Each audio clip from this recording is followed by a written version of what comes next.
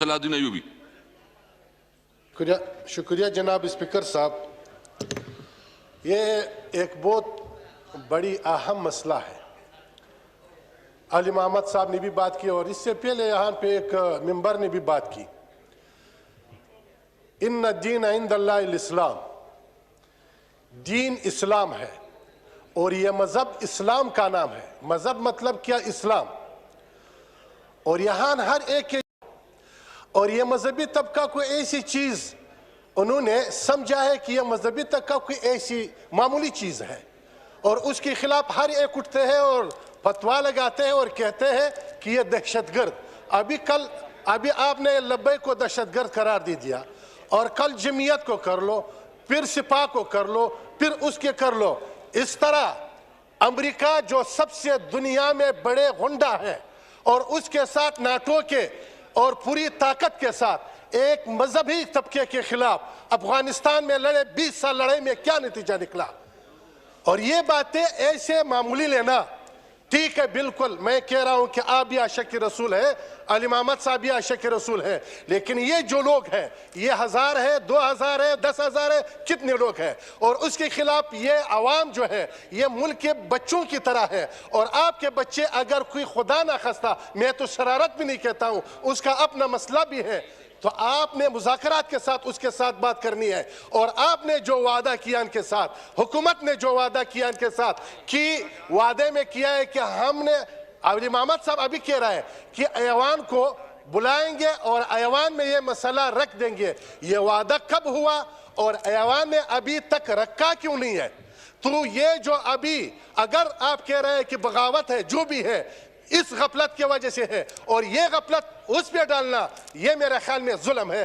जनाब स्पीकर साहब मुख्तसर मैं ये कह रहा हूं, ऐसे बातें कि हर एक इस तरह उठते हैं और कहते हैं कि ये दहशतगर्द किसने बनाया, तो आप इस तरह ये दहशतगर्द यहाँ पे इस असेंबली में बैठे हुए लोग हैं जिन्होंने इस मुल्क के अमन को तबाह किया, जिन्होंने इस मुल्क को लौटा है। और इससे ये आपकी बात जो मैं एक्सपंज करता हूं इसको जी, आपने जो कहा कि यहाँ बैठे हुए लोग हैं ये दहशतगर्द है, इसको मैं एक्सपंज करता हूं। और यहाँ बैठे हुए लोग जो अभी लब्बैक में दहशतगर्द का फतवा लगाए, आप उसको क्यों नहीं एक्सपंज करते हो?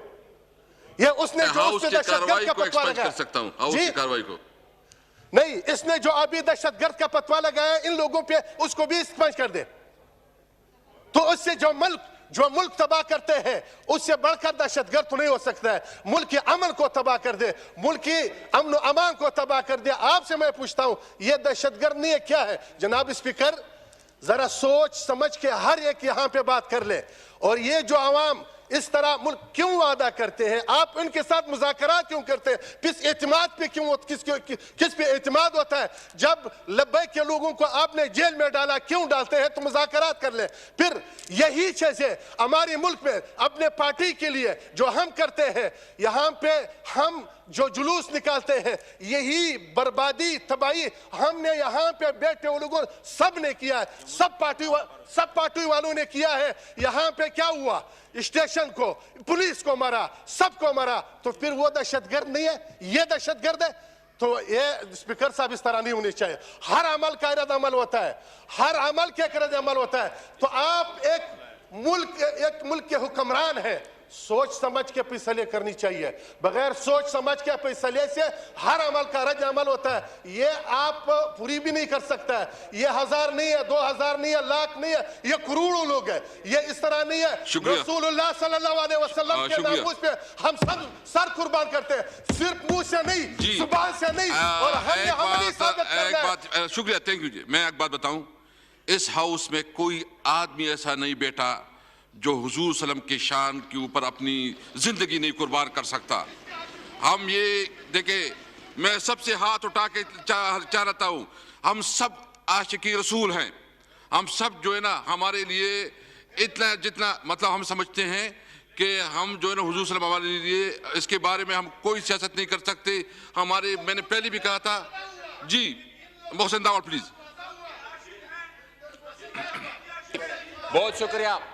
बहुत शुक्रिया जनाब स्पीकर साहब।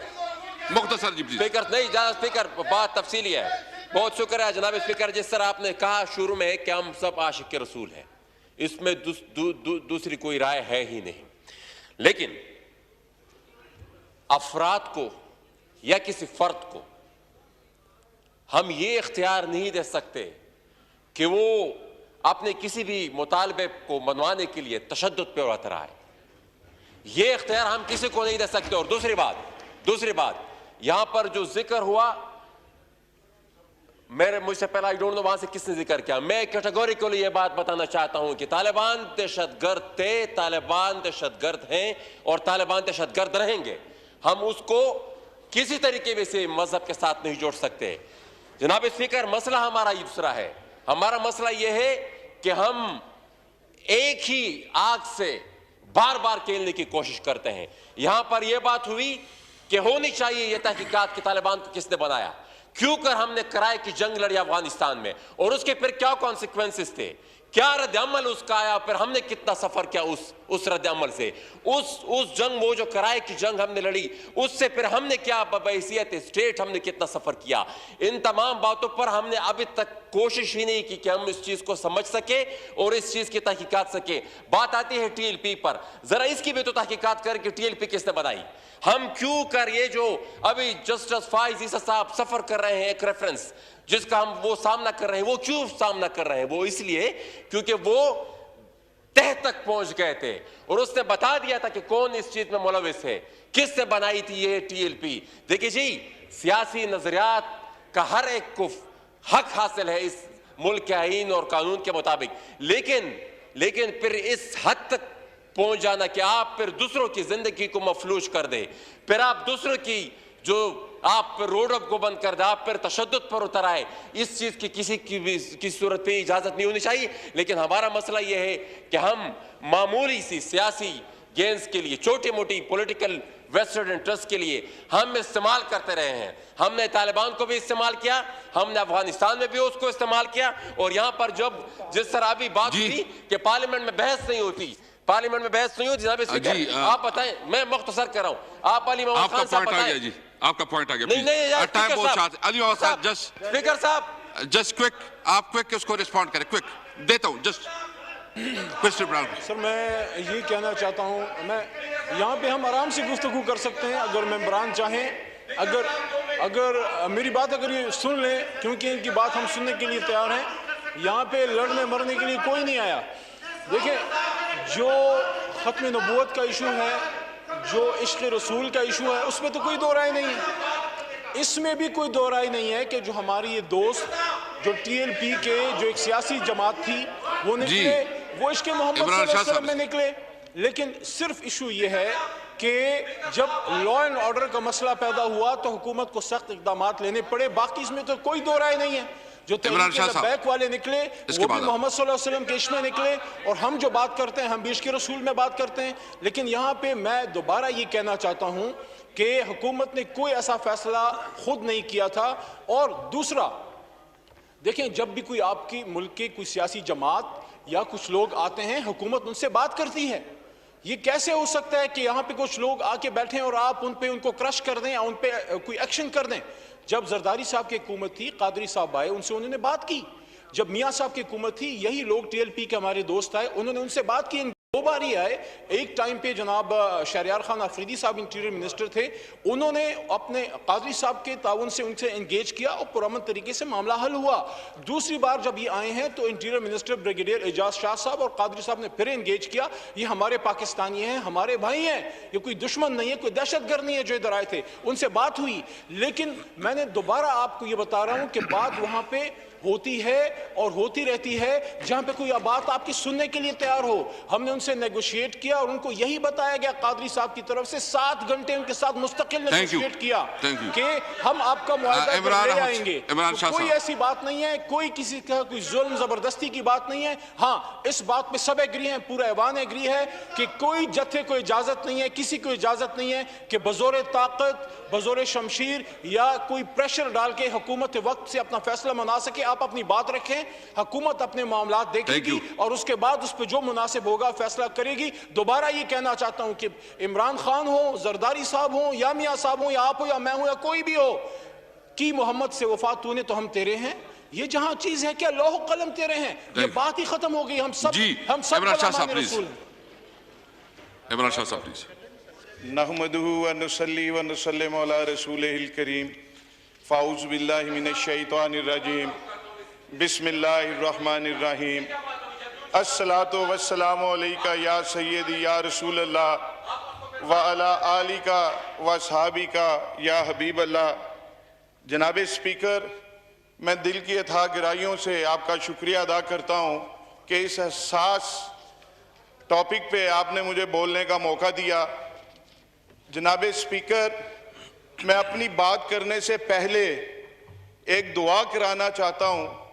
आज 3 रमज़ानुल मुबारक है और मोहम्मद अरबी सल्लल्लाहु अलैहि वसल्लम की बेटी मौलाए कायनात हज़रत अली करमल्लाहु वजहो की बीवी और हसनैन करीमैन की वालदा सैयदा पाक बीबी सलामुल्लाह अलैहा का आज योम वसाल है। मैं चाहता हूं कि यह हाउस एक दफ़ा अलम शरीफ पढ़ के 3 दफ़ा कुल शरीफ पढ़ के बीबी पाक सलामुल्लाह अलैहा की बारगाह में पेश करे।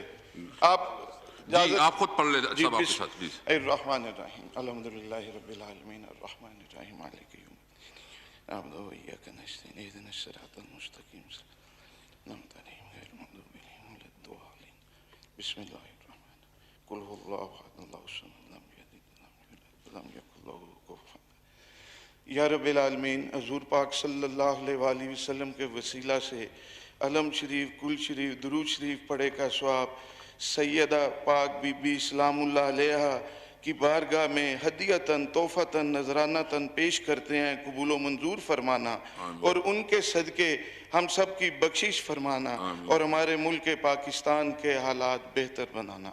वसल्लल्लाहु ताला अला खैर। मैं सिर्फ एक बात करूँ जी, अली मोहम्मद खान साहब, आप तमाम पार्टीज के साथ एक कंसेंसस से एक नया रेजोल्यूशन मंडे के लिए बना दे ताकि हम एक रेजोल्यूशन पास कर ले पूरी हाउस से मुत्तफिका तौर पर। तो आप इन सब के साथ कंसेंसस करके एक रेजोल्यूशन मंडे के लिए करवा दे प्लीज जी, हुजूर सल्लम की शान के हवाले से जी प्लीज। बस मैं देता हूँ जी, प्लीज आप मुख्तसर करते हैं, मैं फिर उसको दे दूँ जी। इमरान शाह जनाब स्पीकर,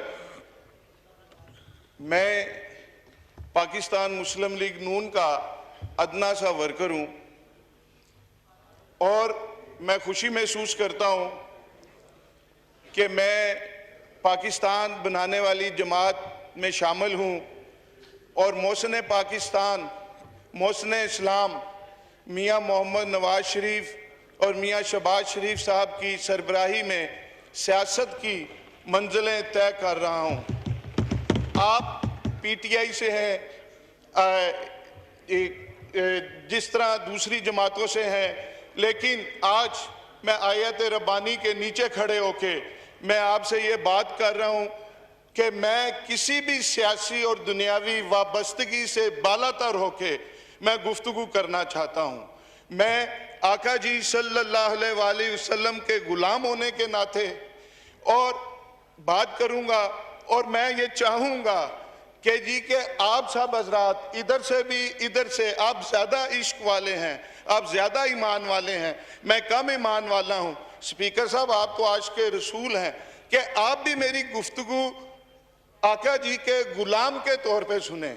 आका जी के गुलाम की बात आका जी के गुलामों के सामने मैं करना चाह रहा हूँ। मुझे अगर आप 2-4 मिनट ज़्यादा दे देंगे और मैं कोशिश करूँगा कि तनकीद ना करूँ, किसी पे एतराज़ ना करूँ। मैं कोशिश करूँगा अगर कहीं तनकीद हो गई तो वो तनकीद बराए तामीर होगी, बराए तखरीब नहीं होगी। जनाब स्पीकर, हम गुलामान मुस्तफ़ा सल्लल्लाहु अलैहि वसल्लम इस खुदादाद ममलिकत इस्लामी जमहूरिया पाकिस्तान को मुस्तहकम, तरक्की याफ्ता और 22 करोड़ अवाम को खुशहाल देखना चाहते हैं। हम इत्तेहाद उम्मत व मिल्लत के ख्वाह हैं, हम अमन के दाई हैं, लेकिन फिर भी हमारे सब्र को आजमाया जाता है, हमारी गैरत ईमानी पर हमले होते हैं, हमारी गुलामी का टेस्ट लिया जाता है।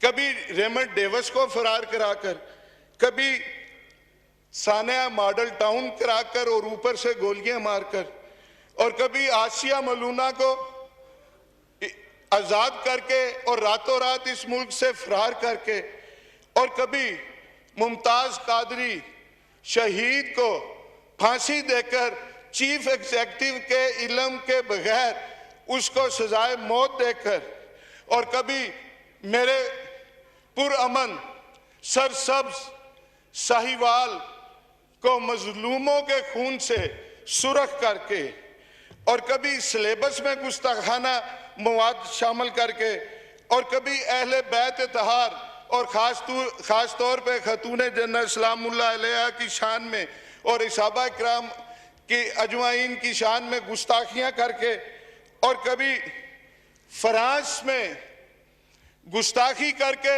और उस पे हुकूमत पाकिस्तान का रवैया, और कभी मज़ारों पे वक्फ एक्ट के जरिए उन पे पाबंदियां और रजिस्ट्रेशनें लगा के, और मौजूदा दौर में मैं सिर्फ ये बात करना चाह रहा हूं आपसे। मैं सिर्फ एक आपसे नोटिस लेना चाहता हूं, अगर आपको सिलेबस के हवाले से कोई आपके पास मवाद है वो मुझे दे दे, मैं डायरेक्ट यहां से एक्शन लूंगा और उसको अगर कोई कमी पेशी है इसको ठीक जबरदस्त जबरदस्त है जी, मैं इंशाल्लाह दूंगा जी। और वो मैं ये अर्ज करना चाह रहा हूं कि पिछले दिनों एक मिस हैंडलिंग हुई, एक हमारे पुलिस वाले हमारे मुहाफिज मारे गए, वो मोहम्मद इमरान जी, मोहम्मद इमरान और अफजल वो हमारे लोग थे, हमारे सिपाही थे, हमारे मुहाफिज थे, और सैकड़ों जख्मी हुए। इसी तरह कई दूसरे जो नमूसे रिसालत के लिए निकले, सैकड़ों वो जख्मी हुए, सैकड़ों वो हॉस्पिटल्स में गए, कई शहीद हुए। ये हुआ किस मिस हैंडलिंग, ये शोशा ये किस वजह से छोड़ा गया, ये किस वजह से गिरफ्तार टाइम से पहले किया गया, और ये मैनेज क्यों नहीं हुआ। एक ट्वीट आया फ्रांस से, जनाब स्पीकर आप आज के रसूल हैं, उन्होंने कहा हम बाहर बैठ के हमने पाकिस्तान का बेड़ा गर्क कर दिया। हम इस पुरतशद्दद एहतजाज को हम नहीं मानते, हम पुरअमन एहतजाज के कायल हैं। जनाब स्पीकर जी, जनाब स्पीकर हुआ क्या, हमारे साथ क्या हुआ कि फ्रांस में एक शम्यूल नामी टीचर ने मुसलमान बच्चों के सामने नबी पाक सल्लल्लाहु अलैहि वसल्लम के खाके बनाए। उसको एक चेचन मुसलमान अब्दुल्ला ने उसको वासिल जहन्नम किया, और उस पे पुलिस ने अब्दुल्ला को शहीद किया। इस पे क्या हुआ, बात यहां खत्म नहीं होती।